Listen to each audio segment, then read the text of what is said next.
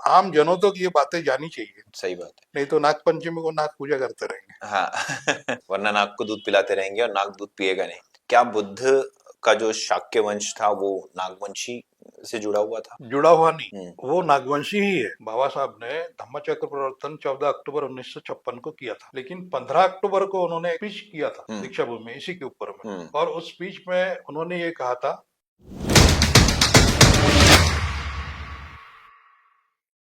So hello and welcome to one more exciting episode of the Rahul Dongre show. दोस्तों आज का episode बहुत ही शानदार होने वाला है, क्योंकि मैं बहुत दिनों से ये कोशिश कर रहा था कि टॉपिक नागवंशी के ऊपर कोई बात करे, नागवंशी के बारे में हमें पता है, उसकी हिस्ट्री और उसका आज का रिलेवेंट सारी चीजों पे डिस्कस करने के लिए आज हमारे साथ में है धम्मपाल देशभ्राते सर, जो जिन्होंने बुक लिखी हुई थी नागवंश सत्ता मंथन। और ये बहुत ही फेमस बुक है, आप लोग भी इसे पा सकते हैं, देख सकते हैं।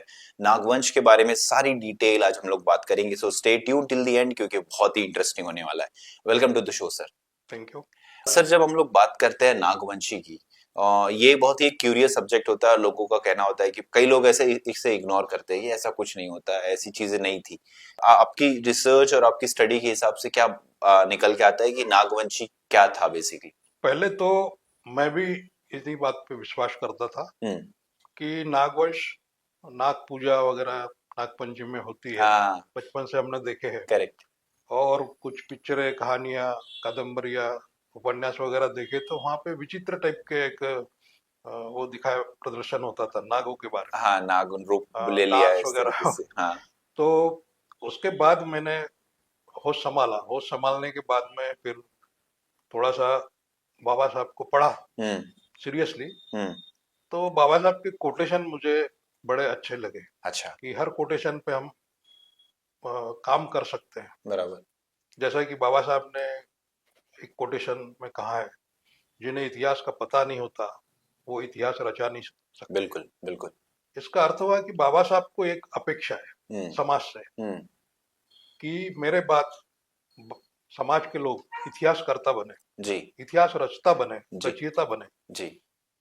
तो मैंने इतिहास की किताबें पढ़ना शुरू की ठीक है। उस कोटेशन के प्रेरणा से। ठीक है।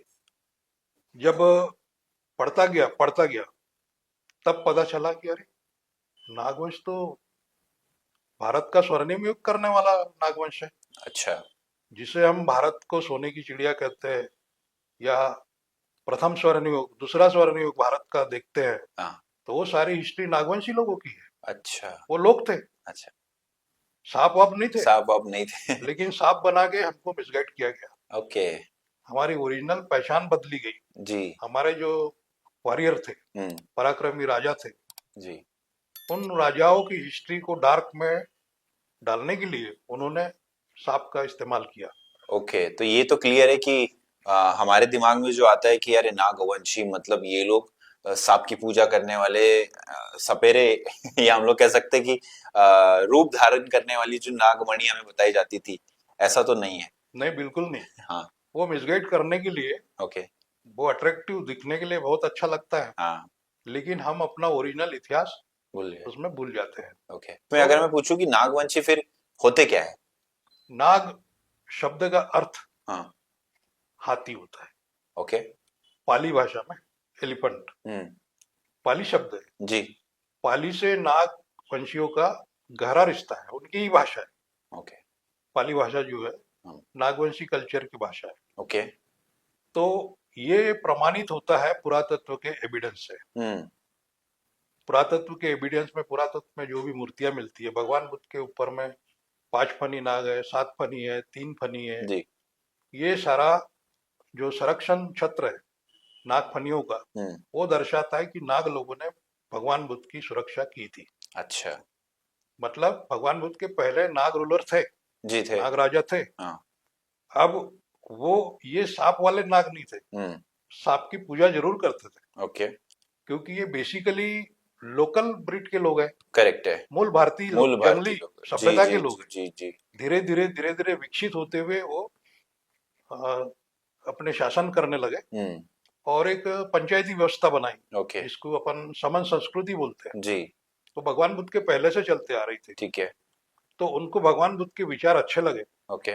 तो भगवान बुद्ध के समय इन्होंने पूरा डिवोशन किया, भगवान और बुद्ध को पूरा संरक्षण दिया। मुस्लिम अच्छा नागा की कहानी पूरे वर्ल्ड में फेमस है। जी जी हमारे पौने में मुस्लिम नागा की इतनी अच्छी मूर्ति मिली है हाँ हाँ जो तो वर्ल्ड कंपटीशन में गई है। क्या बात है अंबानी की मिसेस वहां ले गई थी, हाँ ओके तो वो टॉप में वो मूर्ति रही है। बराबर पुरातत्व विभाग ने भेजी थी, अभी हम्म, शायद आ गई होगी। वापस आ गई हो मुस्लिम नाग। ओके और मुस्लिम नाग की कहानी बुद्धायनी धम्मा में पढ़ सकते हो। वो मैंने बुद्ध जगत में पूरा मुस्लिम नाग फेमस है, बराबर जो भगवान बुद्ध को संरक्षण दिया था जी उर्वेला के घने जंगल में। जी तो भगवान बुद्ध से काफी गहरा रिश्ता है। ओके वो क्यों? क्योंकि जो शाक्यवंशी राजा थे कपिल वस्तु के, वो स्वयं नागवंशी थे। ओके तो इसमें सर ये तो क्लियर होता है कि नागवंशियों ने बुद्धिज्म के प्रचार प्रसार में मदद की और बुद्धा जब थे उस दौरान में उन्हें सपोर्ट संरक्षण दिया, किया संरक्षण दिया और उनके शब्दों को लोगों तक पहुंचाने में उनकी मदद की अ, मदद की, और उनके आदेश के अनुसार हम्म अनुशासित बने। ओके एतन बुद्धान शासनं हम्म गाथा जो आती है, हम्म शासन जहाँ शब्द आता है तो वो अनुशासन होता है, अच्छा डिसिप्लिन। ओके यदि हम अनुशासित नहीं रहेंगे तो शासन कर नहीं सकते। अच्छा जो समाज अनुशासित नहीं, वो शासनकर्ता बन नहीं नहीं सकता। बन ये सकता बाबा साहब ने भी बोला था। बिल्कुल सर सर ये धम्म चक्र 14 अक्टूबर 1956 को हुआ था दीक्षा भूमि में डॉक्टर बाबा साहेब अम्बेडकर द्वारा यह तो ईसा के बाद का है लेकिन यह प्रत्येक वर्ष धम्म चक्र परिवर्तन दिवस 16 दशहरे विजयदशमी के पर्वों पर ही क्यों मनाया जाता है ये लोगों को बहुत कंफ्यूजन होता है हमेशा ये बहुत गहराई वाला प्रश्न है, हम्म और इसका उत्तर भी इतिहास में मिलता है। ओके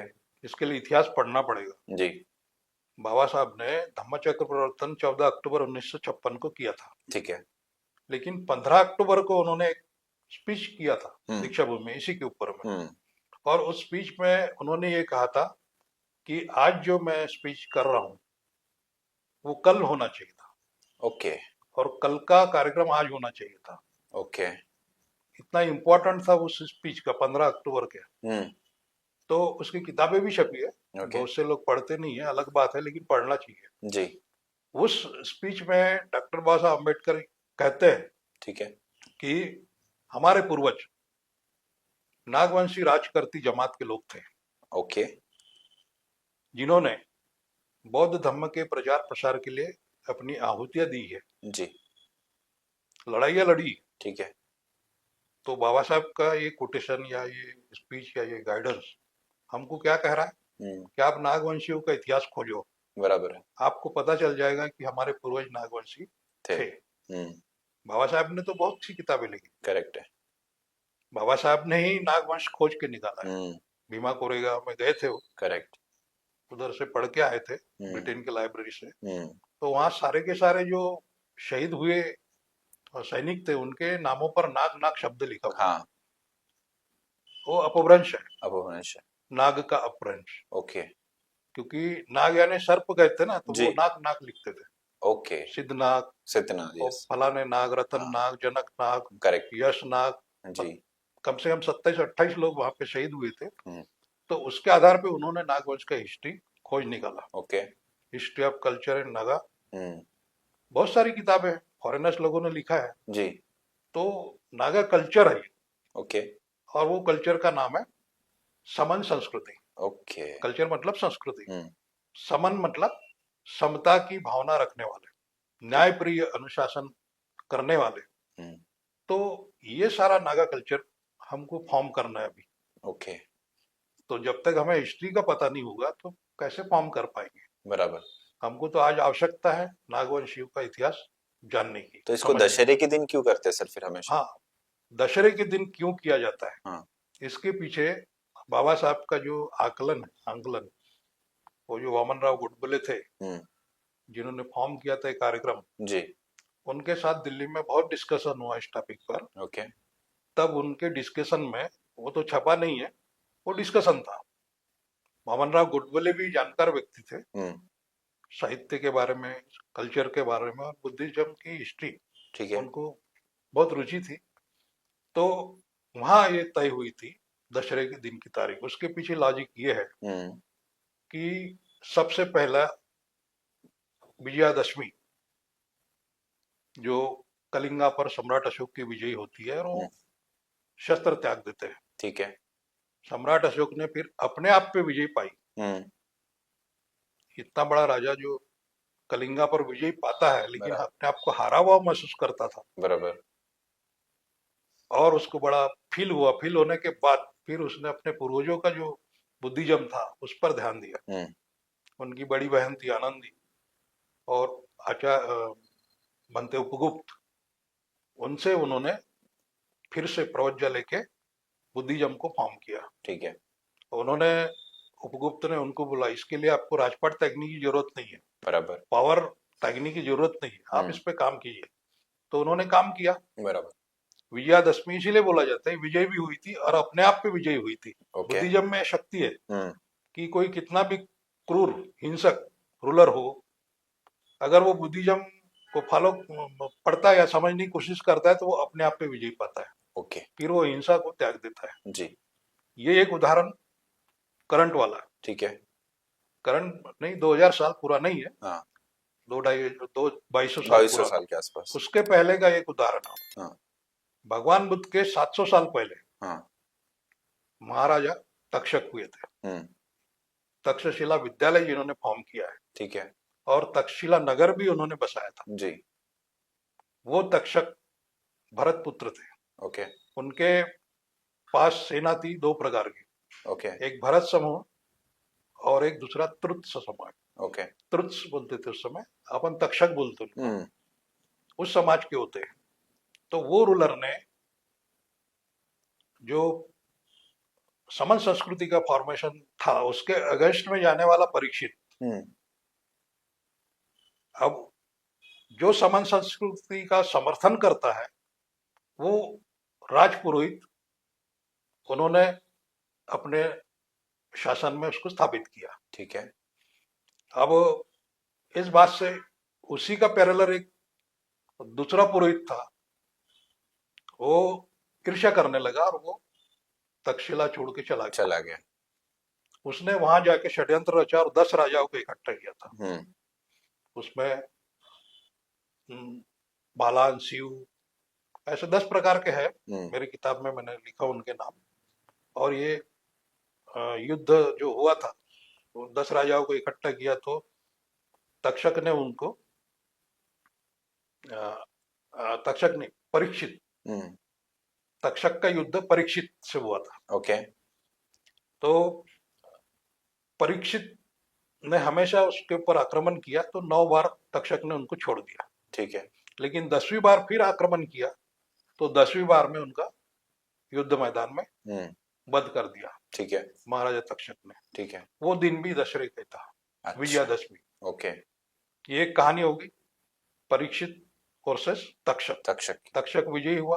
उसके बाद तक्षक का पुत्र अश्वसेन, उन्होंने तक्षशिला का फिर विस्तार किया। बहुत से राजाओं का समर्थन लेके तरह तरह के, और भारत के बाहर के भी राजा वो उसको दान देते थे, अनुदान। और वहां पे 64 प्रकार की शिक्षा होती थी जी, 64 विषय थे यूनिवर्सिटी के अंदर। हाँ, उसमें युद्ध कला, शस्त्र कला और कुश्ती वगैरह, शारीरिक व्यायाम, तंत्र विज्ञान, धातु विज्ञान, सब उसी में रसायन विज्ञान, वनस्पति विज्ञान वगैरह वगैरह, इस टाइप के 64 प्रकार के विषय थे। ठीक है। और रुचि के हिसाब से छात्र अपना प्रवेश पाते थे। ठीक है। और खर्चा फ्री था। किसी भी छात्र को आवासीय खर्चा या भोजन का खर्चा कॉलेज का निजी था। ठीक है। कॉलेज की उपजाऊ जमीन थी, वहां से अन्नदान्य होता था। पालतू प्राणी थे, उससे घी वगैरह, दूध वगैरह सब सप्लाई होते थे इनको फ्री में। पर एडमिशन होना अनिवार्य था। बराबर। 15,000 छात्रों पर 10,000 शिक्षक, 10,000 बौद्ध भिक्षु होते थे उस समय। बहुत बढ़िया। अब बौद्ध भिक्षु थे कि बौद्ध भिक्षु जैसे ही लोग थे समान संस्कृति वाले, क्योंकि बुद्ध तो बाद में आए थे। बराबर। उसके बाद, उसके पहले मतलब करीब 600-700 साल पहले, ईसा पूर्व 1800 और 2100 के बीच की घटना है। ये है महाराजा सुदास की। ओके। महाराजा सुदास जो थे वो नागवंशी थे। ओके। उनके जो पुरोहित थे, राजपुरोहित, और जो पहले बताया था मैंने कि एक दूसरा पुरोहित उसको जलने वाला वो बाहर चला गया, तो बराबर। उसने 10 राजाओं को भड़काया था। हाँ तो उन 10 राजाओं को मिलकर वो विद्रोह करने लगा। तब महाराजा सुदास ने उनको पुरुष नदी मैदान में सबको एकत्रित बुलाया युद्ध ओके करने। ओके जो जीतेगा वो जम्बूद्वीप का सम्राट। सम्राट हो, भारत को पहले जम्बूद्वीप बोलते जम्मूदीप थे। बोलते थे जी। तो उस समय महाराजा सुदास से जो संग्राम हुआ, युद्ध हुआ, वो कई दिनों तक चला। उसमें महाराजा सुदास की विजयी हुई।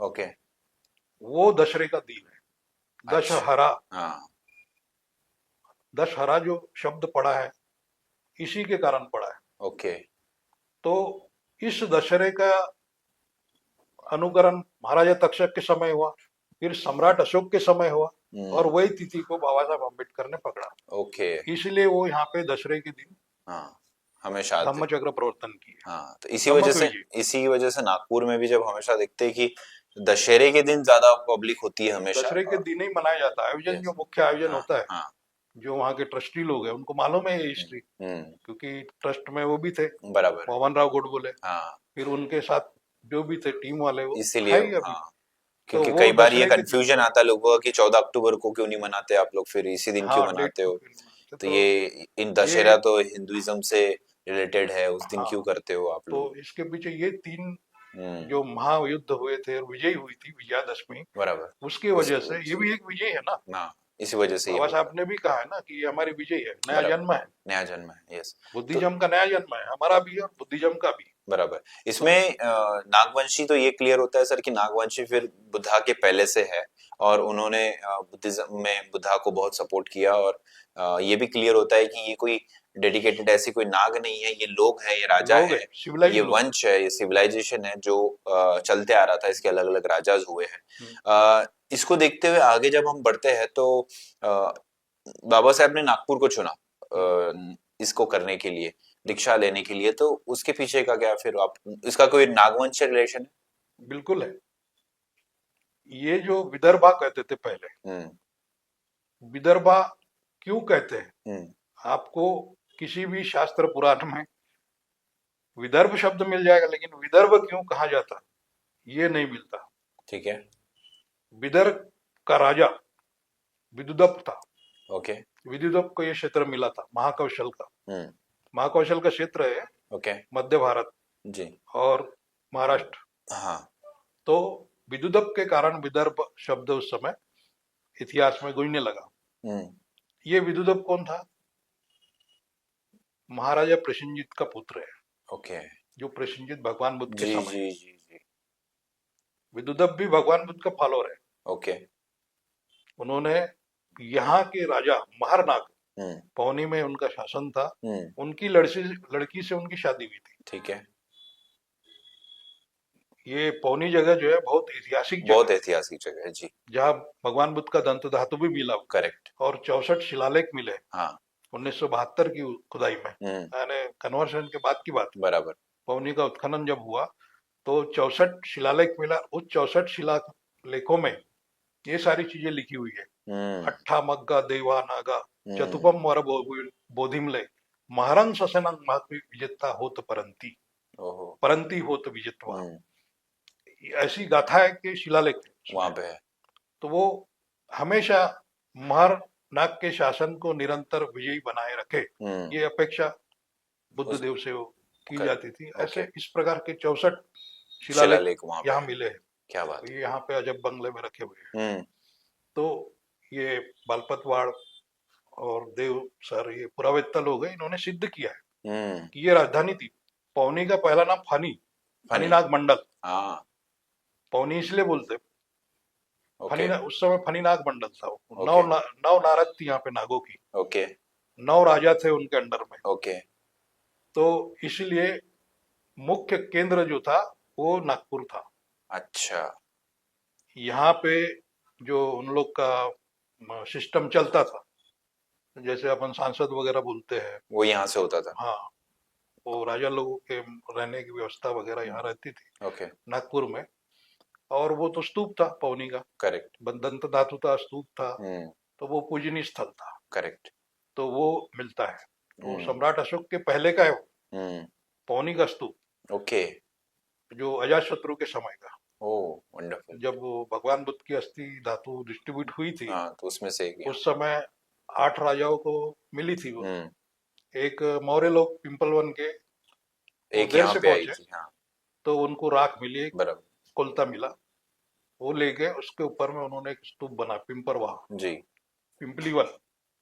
तो मौर्य लोग भगवान बुद्ध के समय भी थे, वो तो तो अच्छा। वहां स्तूप बनाया। तो तो इससे वो ये स्तूप आप को इससे ये वो स्तूप को अंगारा स्तूप बोलते हैं। अंगारा। हाँ, अच्छा। 1918 में उसका उत्खनन हुआ था, हाँ अंगारा स्तूप। ओके। और उसमें एक शिलालेख मिला, मंजूषा मिली, उसमें शिलालेख है, हम्म 36 अक्षर है उसमें, ओके। पाली भाषा के। हम्म तो उसमें एक शाक्य राजा ने उसको बनवाया था। ओह शाक्य राजा और मौर्य लोग एक ही है।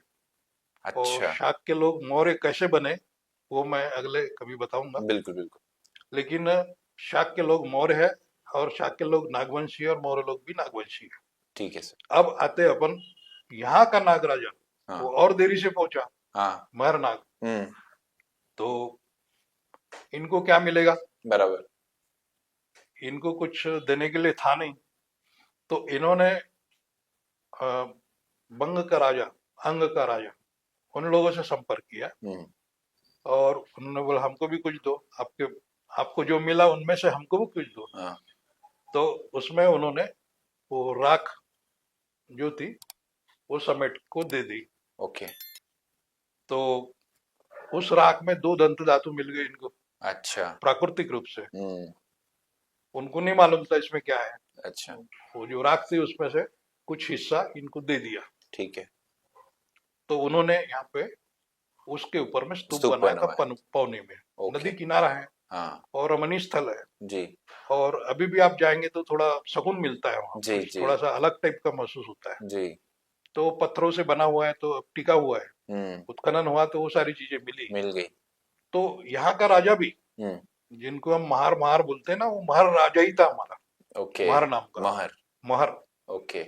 वो ये गाथा ही है ना उनके नाम से। बराबर। सो सर एक क्वेश्चन बहुत उभर के दिमाग में आता है कि क्या बुद्ध का जो शाक्य वंश था वो नागवंशी से जुड़ा हुआ था? जुड़ा हुआ नहीं, हम्म वो नागवंशी ही है। अच्छा। अब उस समय के कौन कौन नागवंशी थे, उनके हम्म रिश्ते वगैरह ढूंढना पड़ेगा अपने को, हम्म कहाँ थे। हम्म उनकी माता कुलिया वंश की, बराबर। कुलिया राजवंश। ठीक है। उनकी मिसेस यशोधरा, हम्म वो भी कुलिया नागवंशी। करेक्ट। और बुली, शाक्य, कोलीय, बुलीय, हम्म और मल्ल, हम्म चेदी, और कम से कम 16 ऐसे जिनके गणराज्य थे। ठीक है। भारत के इतिहास में उस समय 16 गणराज्य थे, जी जी। और 16 साम्राज्य भी थे। हाँ।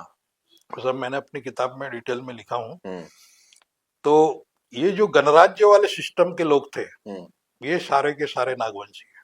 ओके। क्योंकि ये पुरातन पूर्व के जमाने से समन संस्कृति के पालन करते थे, करेक्ट है। इसलिए उन्होंने बुद्ध को हाथों हाथ उठा लिया, और बुद्ध के विचार से सहमत हो गए।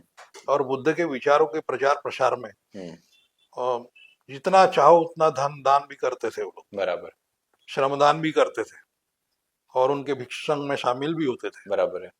बराबर। ये पहचान है।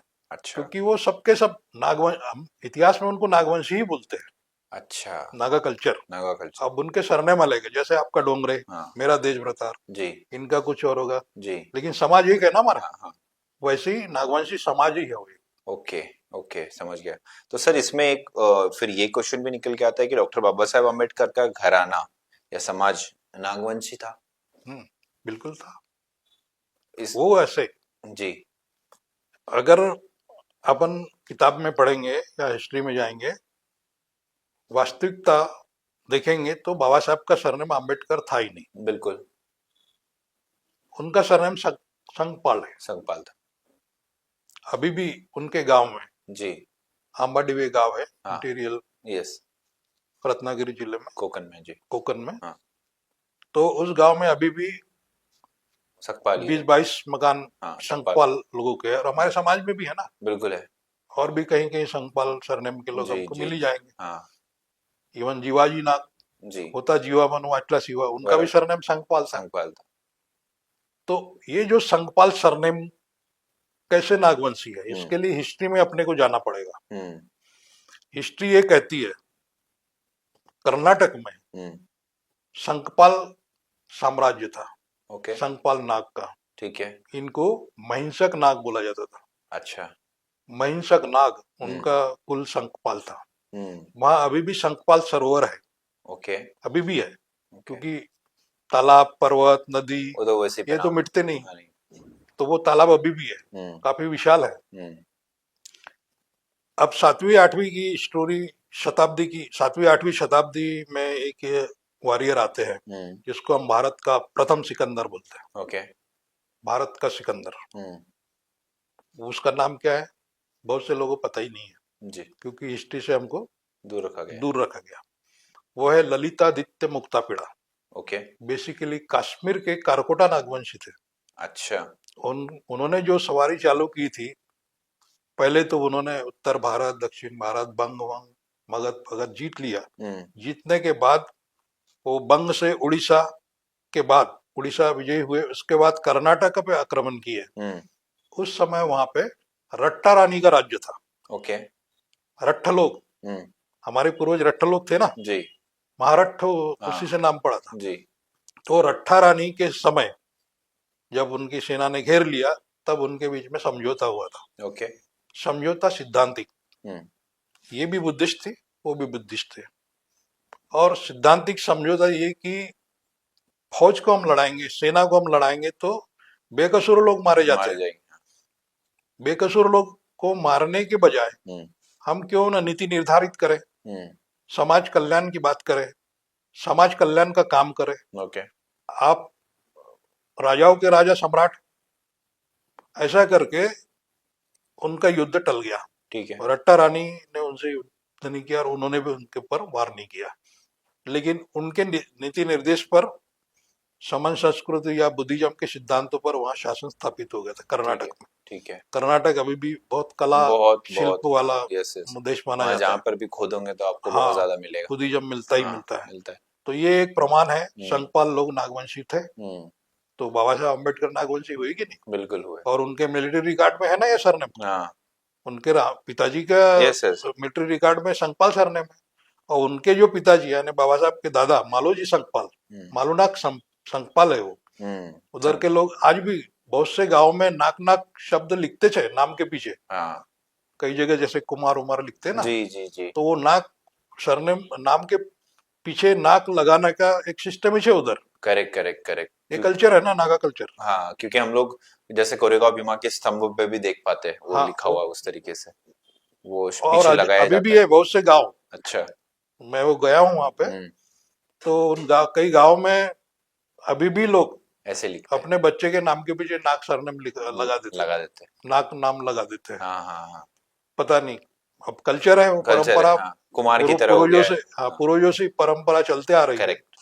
तो ये सिस्टम हमारे समाज में दिखाई देता है। सर इसमें ये भी आता है कि सम्राट अशोक का बहुत बड़ा कंट्रीब्यूशन है बुद्धिज्म को वर्ल्ड में वर्ल्ड पहुंचाने वाइड के लिए। बनाने तो इसमें वो मौर्य शासन से आते हैं तो क्या मौर्य लोग भी नागवंशी के से रिलेटेड है? में बिल्कुल है। मौर्य लोगों का ओरिजिनली गोत्र हम्म शाक्यवंशी है। हाँ ओके। सम्राट अशोक का एक शिलालेख मिला है, हम्म कहाँ, गांधार में, ओके तक्षशिला के आसपास ठीक है।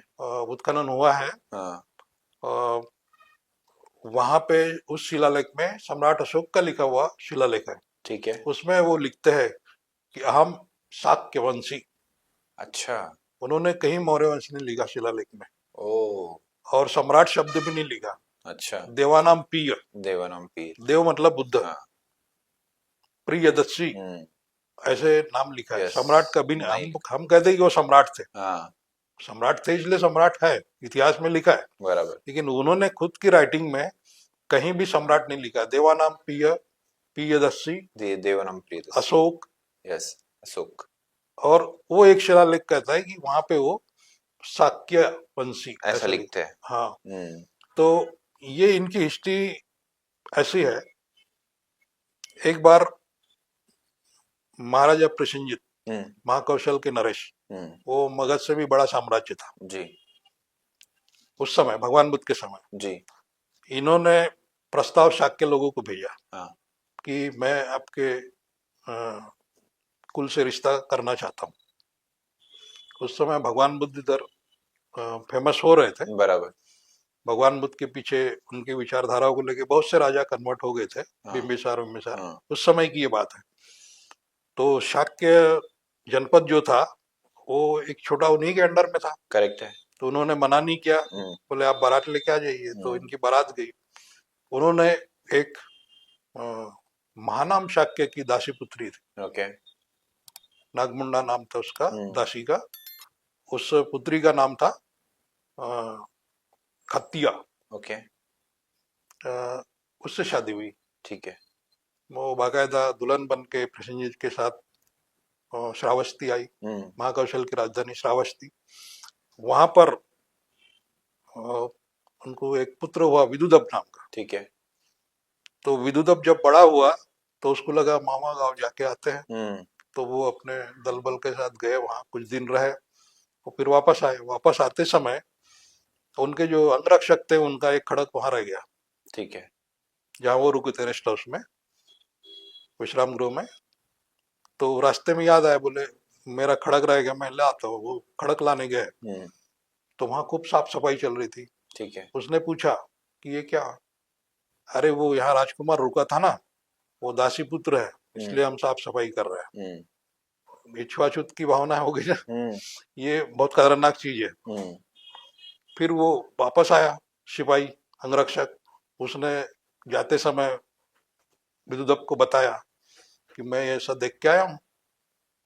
तो उस समय वो कुछ बोले नहीं। जब श्रावस्ती गए, श्रावस्ती जाने के बाद उन्होंने घोषणा की कि इसका मुआवजा शाक्य लोगों को चुकाना पड़ेगा। अब मैं चुपचाप नहीं बैठूंगा।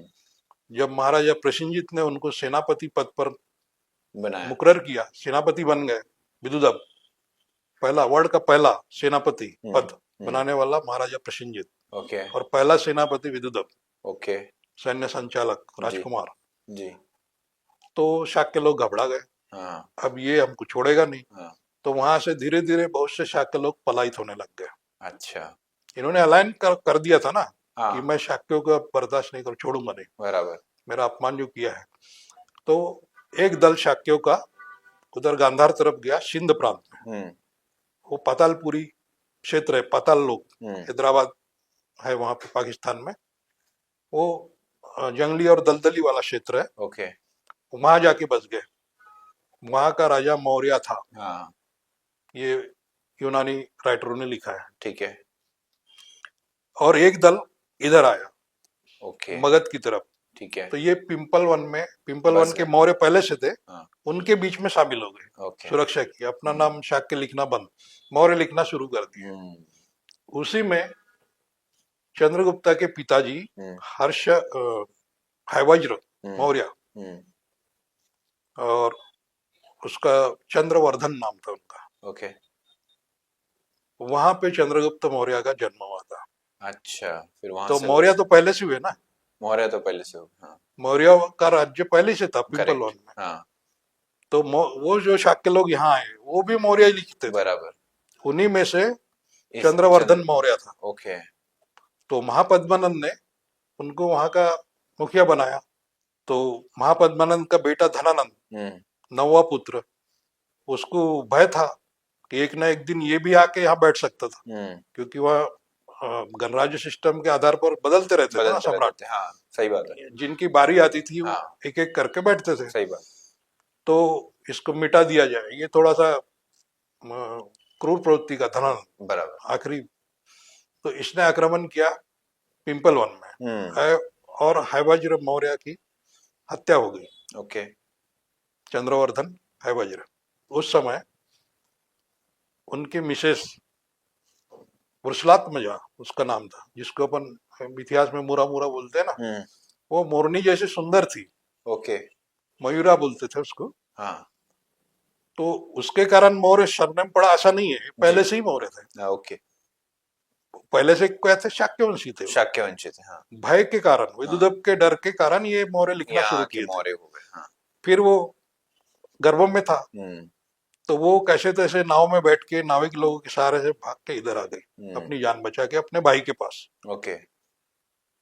वहां उसका जन्म हुआ, चंद्रगुप्त का। उसने बाप का मुख देखा ही नहीं, और फिर मगध की सेना में ये भर्ती हुआ। तरक्की करते करते वो आगे गया।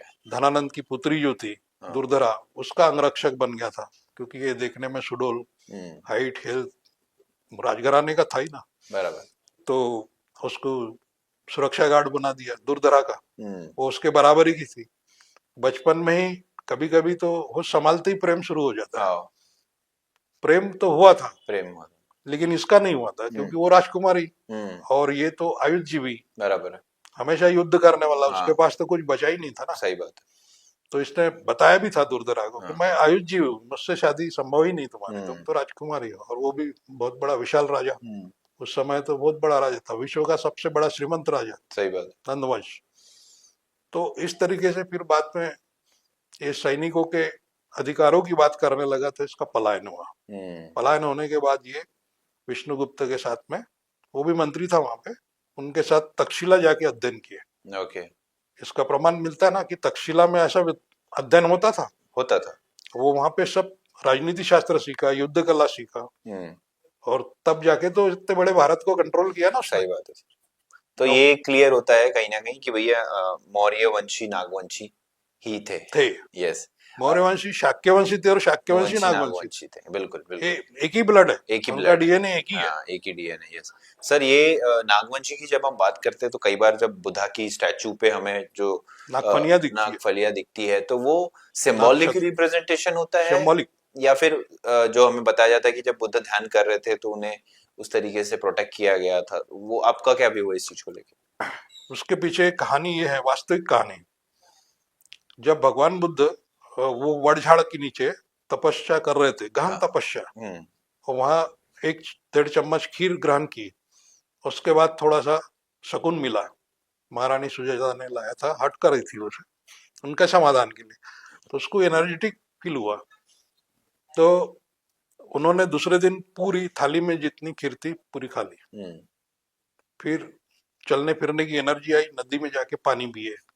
पानी पीने के बाद वो पात्र उन्होंने छोड़ दिया और संकल्प किया कि यदि मैं अपने मन में जो संकल्प मेरे दिमाग में उभर आया है वो अगर सही होगा, तो ये जो पात्र मैं फेंक रहा हूँ इस नदी में, वो मेरे पास फिर से वापस आएगा। और चले गए वहां से। फिर उनको लगा कि ये बढ़झाड़ लोगों को मालूम हुआ, यहाँ आके फिर पूजा पाठ करने आएंगे, कोई कुछ करने आएंगे, कोई इससे अच्छा कोई एकांत जगह चलते हैं। तो वो और घने जंगल में गए, उर्वेला पहाड़ी में, वहाँ उर्वेला के घने जंगल, वहां पे जानवरों का बहुत, कीड़े मकोड़े बहुत ऐसे, और वहां एक पीपल झाड़ था, बोधि वृक्ष जिसको अपन बोलते हैं, अभी वो नहीं रहा। तो उस झाड़ के नीचे वो इस मंथन पर बैठे। तो ये जो पात्र था ये बहते हुए नीचे चला गया, तो मछुआरी लोगों के हाथ में लगा। तो उनको लगा कि ये जो राजघराने का पात्र है, सोने का है, ये तो अपने राजा को दे देना चाहिए, नहीं तो दंडित हो जाएंगे। तो उन्होंने अपने राजा को दिया। उनका राजा था कालनाग, और उनकी जो मिसेस तिरानी वो स्वर्ण प्रभा। ओके। तो उनको लगा कि ये है किसका, ये भी पता करना पड़ेगा, क्योंकि वो जमाना ईमानदारी का था। बराबर। तो उनके जासूसों ने पता किया कि बोले वो ऐसी ऐसी घटना वहां हुई थी, और फिर वो एक तपस्वी है वहां पे, वो वहां बैठा हुआ है। अच्छा। उनको नाम नहीं मालूम था, तो वो राजा था, वो तो उनके जासूस वासूस से पता हो जाता था। फिर ये अपने पूरे अमात्य मंत्रिमंडल लेके वहां गए और पात्र उनके सामने रखा, ये आपका पात्र, वेट करने हैं। ये तो ध्यान मुद्रा में थे। बहुत देर हो गई, शाम होने लग गई। तब कालनाग बोला कि हे मुनिवर, ये स्वर्ण का पात्र हमने आपको भेंट करने लाए हैं। आपने नदी में फेंक दिया था, हमको पता चला है, इसको आप ग्रहण कीजिए।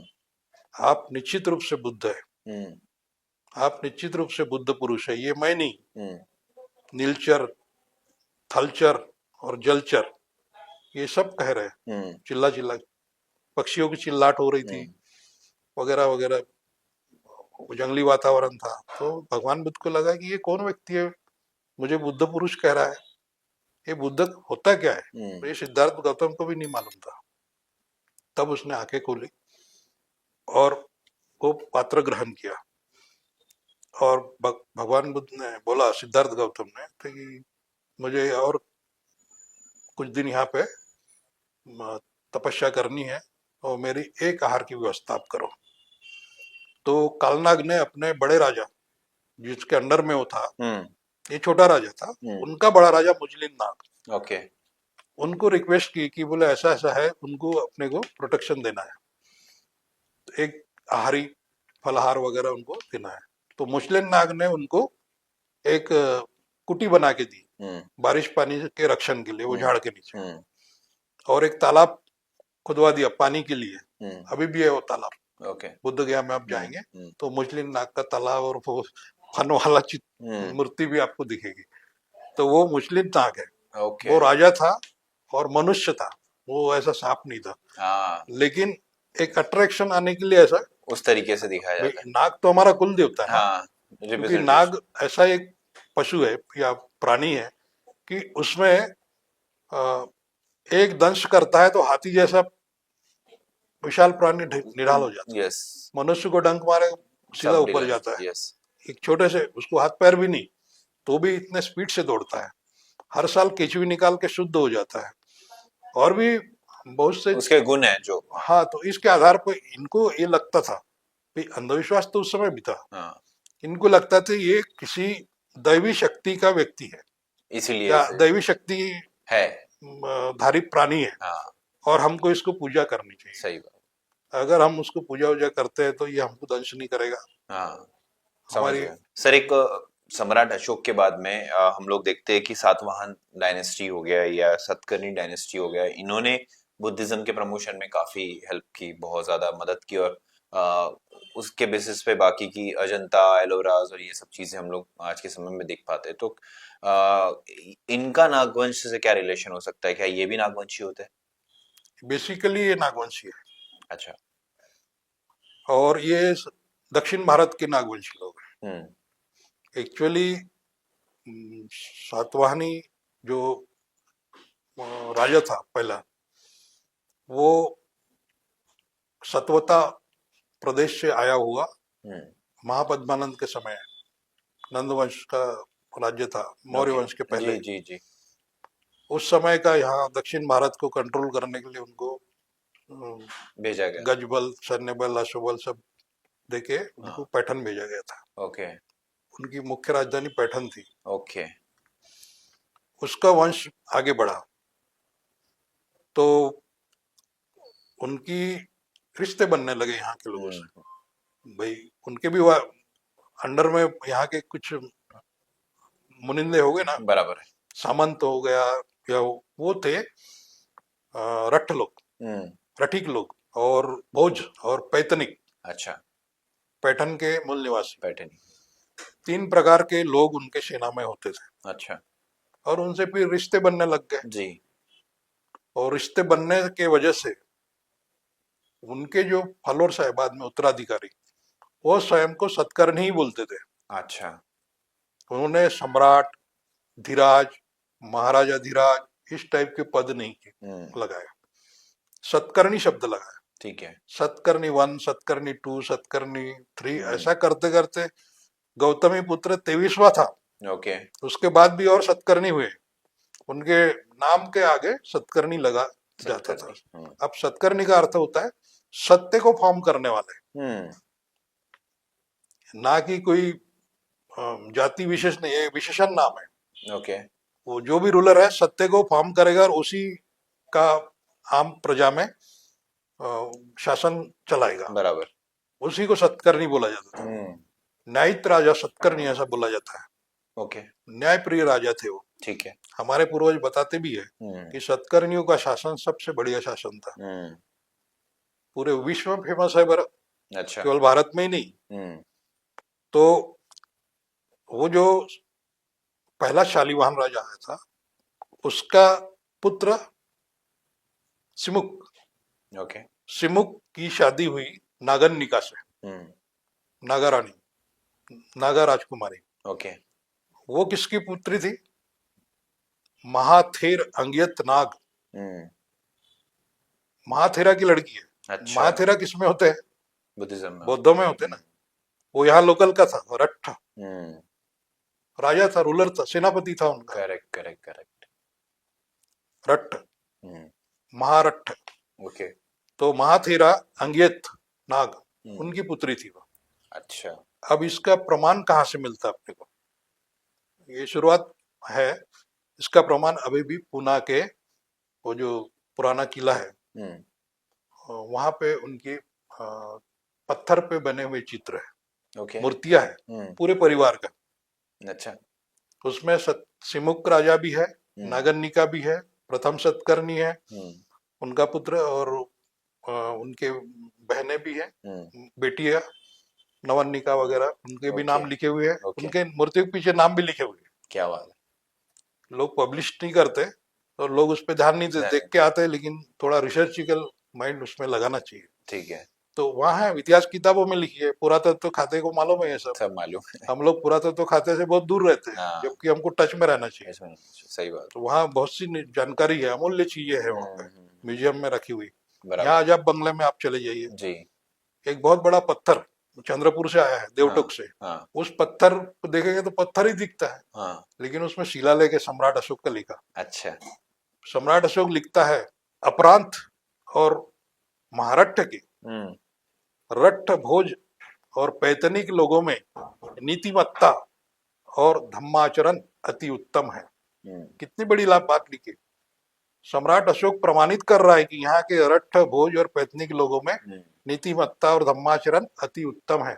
क्या बात है। हमारे लिए कितनी कीमती चीज है वो, देखते नहीं हमारे लोग, जाना चाहिए। हम देख क्या है, हमने किताबों में पढ़ा तो हमको लगा चंद्रपुर के देवटोक में होगा। वो जब बजाब बंगले में गया तो वो पत्थर यहाँ है। पुरातत्व तो कितनी मेहनत तो लगी होंगी, बराबर है। उसको लाने में बहुत बड़ा हाथी जैसा पत्थर है। बाप रे। वो एक इमली के झाड़ के नीचे मिला है। तो ये करिश्मा है पुरातत्व विभाग में। आप जब भी हिस्ट्री की किताब पढ़ते हैं तो जो पुरातत्व से रिलेटेड है या पुरातत्व एविडेंस देते हैं, ऐसी किताब को आपको पढ़ना चाहिए। जैसे ये किताब है, ये इंडिका, ये मेगास्थनीज ने लिखा है। ये चंद्रगुप्ता के पीरियड में मेगास्थनीज 6 साल के यहाँ रहा है। करेक्ट। इसको पढ़ना चाहिए जी। ये पूरा इंडिया का खरा इतिहास, नागवंशियों का इतिहास। सही बात। ये देखो हाथी पे बैठे हुए। और एक किताब है, ये महाराष्ट्रातील बुद्ध धम्माचा इतिहास, माश मोरे, माधव शंकर मोरे, मराठी में। इसमें पुरातत्व का एविडेंस लेते हुए इन्होंने रेफरेंसेस दिया है। ये जो मैं बता रहा हूँ इन किताबों का सार है। क्या बात। इसके बाद एक किताब है, ये प्राचीन भारत के शासक नाग, उनकी उत्पत्ति और इतिहास। इनके राइटर है डॉक्टर नवल वियोगी। इनकी 2-3 किताबें और है मेरे पास ऐसे ही लिखते हुए। नवल वियोगी बहुत फेमस राइटर है जी। ये देखो नाग की फनी है, अजेंडा में भी ऐसी है ना जी जी जी। तो ये सिद्ध करते हैं कि ये नाग वो सांप वाला फन वाला नाग नहीं, वो सिर्फ रिप्रेजेंटेशन। ये 5 फनी, कौन से सांप को 5 मुंडी रहती है। सही बात। लेकिन ये दिखाते हैं ये मुस्लिम नागा का फन है। सुरक्षा दी थी ना उन्होंने घास फूस की झोपड़ी बना के दी थी उनको, बराबर। उस थीम को दर्शाता है। ये है, ये नागवंशी महारों का गौरवशाली इतिहास। ये रमेश चंद्र यशनकर साहब ने लिखी है। ओके। बहुत जोरदार किताब है।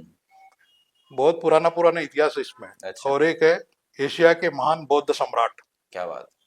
ये सारी जानकारी, इतनी बड़ी जानकारी, सच्ची जानकारी हम इन किताबों से, ऐसी किताब पढ़ने से हमको मिल जाती है। और आपको किसी भी साहित्य को आप काल्पनिक है, झूठा है, मनगढ़ंत है, ऐसा बोलने से काम नहीं चलेगा। इसके पीछे तथ्य होना, आपको सत्य क्या है वो बताना पड़ेगा। करेक्ट है। अगर सत्य आपको पता ही नहीं, आप कितना भी चिल्लाते रहो, कुछ नहीं होने वाला।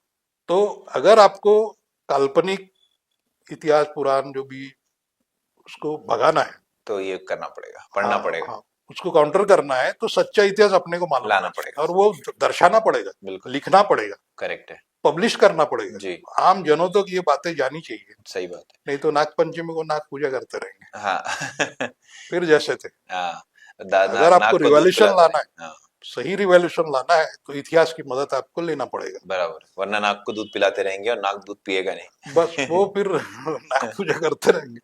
सही है। अब वर्तमान में नाग वंशी लोग कहाँ हैं, यस सर, ये बड़ा क्वेश्चन है, ये एक क्वेश्चन, नागवंशी कौन है अभी और अभी के कैसे समय में पहचाने कहाँ है? उनको, हाँ उसकी एक सिंपल सी पहचान है। क्या है, हमारे भारत में बहुत सारे समाज के लोग हैं, इसमें बहुत सारे लोगों के जो कुल गोत्र होते हैं ये ज्यादा महत्वपूर्ण होते हैं। ओके बहुत से लोग क्या कहते हैं कि कुल गोत्र लिखने से जाति का पता चल जाता है। अरे चलने दो ना, बाबा साहब क्या बोलते हैं, मैं महार हूं ना, मुझे गर्व है उस कौम पर, मेरी जाति महार है। तो अब उस जाति को कैसे उठाना, कैसे सिद्ध करना, ये हमारा काम है। बराबर है। बावन आके तो आपके बारे में लिखेगा नहीं कुछ प्रशंसा ही नहीं। तो बाबा साहब का ये चीज फॉलो करना चाहिए। सरनेम मिटाने से, सरनेम बदलने से तो आपकी हिस्ट्री गायब हो जाती है।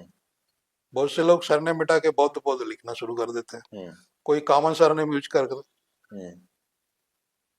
जैसे विश्वकर्मा लिख देते बड़े लोग, कॉमन से वर्मा लिख देते कृषिक लोग।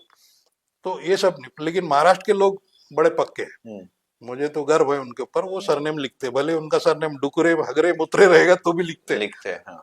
रिस्पेक्ट है ना भाई उसमें। हाँ। तो ये सरनेम अपने को हिस्ट्री बताता है। जैसे प्राकृतिक चीजों के ऊपर में जिनके नाम है, जैसे धरती आकाश, पानी समुद्र, पहाड़ पर्वत, वनस्पति, आपका सरनेम डोंगरे, डोंगर वराना है ना। मेरा देश भ्रतार, हाँ। देश के ऊपर ही है। हाँ। प्राकृतिक चीजों से जुड़े हुए, बराबर, फसल पानी बीज फल फूल, इनसे जुड़े हुए जो सरनेम है वो नागवंशियों के सरनेम है, क्योंकि लोकल के लोग है ना। बराबर, ग्रह तारों का शोध उन्होंने किया था उस समय। बराबर, तक्षशिला में ग्रह तारों की शोध हुई थी, तभी तो ये सप्ताह के जो दिनों के नाम सब पता चलता ग्रह तारों पर पड़े है ना। बराबर, आज के थोड़ी है वो, करेक्ट है, पहले से है, सोमवार मंगल बुध गुरु शुक्र शनि, ये उस समय के हैं। बराबर, उस समय विज्ञान का इतना डेवलपमेंट हो चुका था। भगवान बुद्ध के समय तो चीरफाड़ करने वाले डॉक्टर तक्षशिला से आते थे। जीवक का आपको उदाहरण हो, सही बात, इतिहास की किताब में लिखा है, उदाहरणी दम्मा में बाबा साहब ने लिखा है। हाँ। तो इतना विकास उस समय हो गया था, चीरफाड़ करने वाला डॉक्टर था वो। हाँ। शल्य चिकित्सक जीवक ऐसा नाम था उनका। करेक्ट। तो सर ये बहुत क्लियरिटी देता है हमें कि किस तरीके से नागवंशी का जो इतिहास है ये बहुत ही अभूतपूर्व और गौरवशाली है। किसी वजह से ये लोगों से दूर होता चला गया, किसी वजह से वो अंधविश्वास में कन्वर्ट होता चला गया, किसी वजह से वो सिर्फ सिंबल बन के रह गया। उस सिंबल को पढ़ना लोगों को नहीं आया कि अच्छा ये बुद्ध के पीछे जो सांप दिख रहे हैं ये क्या रिप्रेजेंट करते हैं, किस तरीके से है। पहले आर्ट कला ज्यादा होती थी, राइटिंग कम होती थी, तो आर्ट से कैसे लोगों को पढ़ना चाहिए, ये सब चीजें मिस हो गई। बहुत सारी चीजों के ऊपर आपने लाइट डाली एंड एक्चुअली बहुत कुछ है डिस्कस करने के लिए। हम चाहेंगे कि आगे भी कुछ और टॉपिक्स पे हम आपसे बात कर पाए। जाने से पहले हम चाहेंगे कि अगर आप अपने दर्शकों के लिए कुछ मैसेज देना चाहेंगे ताकि वो अपनी, जैसे आपने कहा कि नागवंशी होने पे उन्हें प्राउड फील हो, आप अगर कोई 2 शब्द बोलना चाहे उनके लिए। मैं तो ये कहूंगा आम पब्लिक से कि आप अपना इतिहास जानना शुरू कीजिए। यदि आप इतिहास वंचित रहे और आपको अपने इतिहास, आपके पूर्वजों का इतिहास नहीं मालूम होगा जी, तो आप एक भटकती हुई आत्मा की तरह रह जाएंगे। आत्मा शब्द मैं यहाँ इसलिए इस्तेमाल करता हूँ क्योंकि अब कोई दूसरा शब्द नहीं है उसके। बराबर। तो कुल मिला के जिन्होंने भारत पर राज किया वो सारे अपने अपने इतिहास को गौर से देखो, हाँ प्रसारित किए, प्रचारित किए। अंग्रेज आए, अंग्रेजों ने ये इतिहास निकाला है, सही खुद कर। हाँ। और हम इतिहास क्यों भूले, क्योंकि हम रूलर थे। रूलर या तो हारता है या जीतता है। करेक्ट। रूलर जब हार जाता है तो उसकी सारी चीजें छीन ली जाती है। तो सब तो छीन लिया, और साथ साथ में शिक्षा भी हमसे छीन ली गई थी। शस्त्र छीन लिया, धन संपत्ति सोना चांदी सब छीन लिए थे, और शिक्षा भी हमसे छीन ली गई थी। ज्योतिबा फुले ने कहा था ना, बराबर है, शिक्षा बिना सब कुछ हुआ कबाड़। शिक्षा बिना मती गेली। तो शिक्षा हमारी गायब होगी तो अंधविश्वास घुस गया, हाँ, और अंधविश्वास के हम गुलाम हो गए। गुलाम हो गए, सही बात। आज भी हम पुरानी कुल देवता को हम देखेंगे तो वो बुद्ध से जुड़ती है। बराबर है। हमारे पूर्वजों के जो पुराने देवी देवता है वो बुद्ध से हाथी वाती रहता है, हाँ, उसमें पाठ वाट रहते हैं। हाँ, नारायण देव का जो चौरंग पाठ होता है उसमें बराबर। हाथी निकले हुए रहते हैं। मेरे घर में मेरे कुल हाँ, पुराने अभी तो पोटली में है। हाँ, तो ऐसे बहुत से लोगों में होंगे, बहुत करेक्ट से। Correct correct. तो कुल मिला के केवल हमारा ही समाज नहीं, ये कुंभी समाज, ओबीसी का, एससी एसटी, ये सारा का सारा समाज नागवंशी है। बस वो कोशिश नहीं करता बाहर आने के लिए। हाँ, अंधविश्वास को छोड़ना नहीं चाहता। बहुत सही से बात लोग है। अंधविश्वास के इतने प्रिय है, हाँ, इतनी ठोकरें खाते, इतनी जख्म उनको होते, लूट जाते, फिर भी बर्बाद हो जाते, नहीं तो भी अंधविश्वास के खिलाफ एक आवाज नहीं उठाते। नहीं आवाज नहीं उठा, केवल पूजा पाठ दिन उसमें रात फंसे भाव रहते हैं। भक्ति में डूबे रहते हैं, भजन जी। पूजन में खोए रहते हैं। जी जी जी। और कोई दूसरा झूठ भी बताता है तो उनके नाम मानते से वो रहते हैं। उल्लू बन जाते सही हैं, बात है। उनके गुलाम बन जाते हैं बिना जी। कुछ किए।